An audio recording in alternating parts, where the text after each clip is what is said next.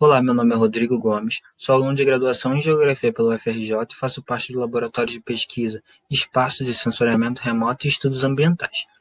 É lá que eu desenvolvo a minha iniciação científica, que é orientada pela professora Carla Madureira e também pela professora Júlia Lourenço Vaz.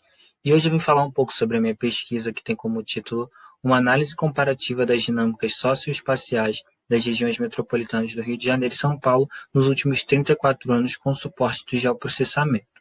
É uma pesquisa que ainda está no seu estágio inicial e que está inserida em uma tese de doutorado que tem como objetivo analisar as 10 principais regiões metropolitanas do país.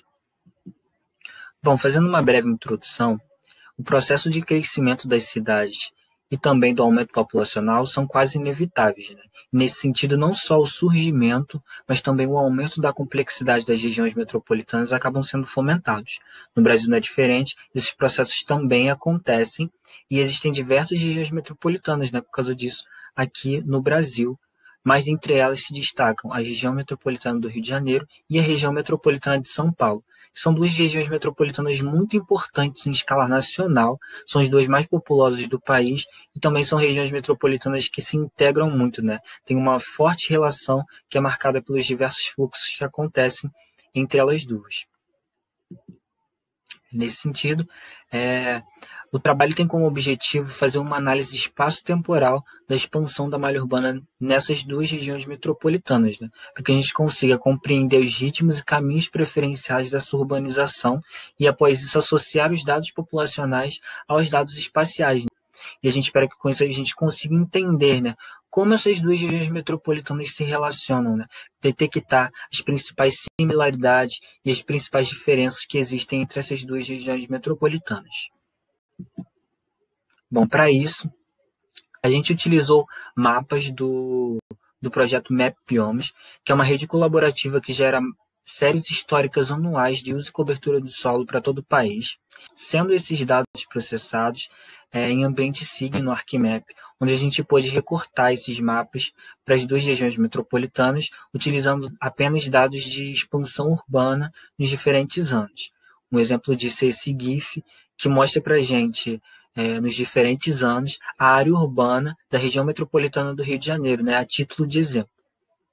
Além desses mapas, foram utilizados dados censitários e estimativas de população para que a gente conseguisse, né, fazer a associação desses dois dados. Esses dados foram tratados e filtrados em planilhas. Bom, como resultados imediatos, eu trouxe alguns gráficos que foram produzidos a partir dos dados que a gente obteve. Nesses gráficos, a gente trabalhou com dados absolutos e também dados relativos. Esses dois primeiros exemplos são gráficos de população residente absoluta para a região metropolitana e o segundo gráfico é de extensão da malha urbana em quilômetros quadrados.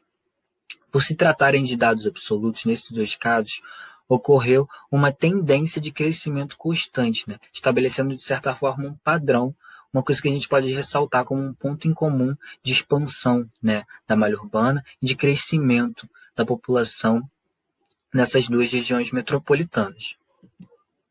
Por outro lado, nesse outro caso, os gráficos que eu trouxe foi no primeiro caso de taxa de crescimento da população em intervalos e no segundo de taxa de crescimento da expansão da malha urbana também em intervalos, né? Aqui a gente não consegue encontrar um padrão de crescimento justamente porque esses dados são relativos.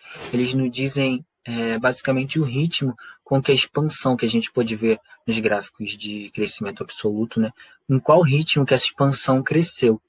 E aí, nesses dois casos, surge a dúvida, né, o que pode ter acontecido para alterar o ritmo da expansão da malha urbana nessas duas regiões metropolitanas. E são questões que a gente pretende responder a partir da análise desses dados. Como eu disse, a pesquisa está no seu estágio inicial ainda, mas depois de uma análise detalhada, a gente pretende responder a questões como essa, né? E também as questões que a gente se propõe nos nossos objetivos, para que a gente consiga compreender melhor as dinâmicas de expansão urbana e de crescimento populacional dessas duas regiões metropolitanas. E é isso, obrigado.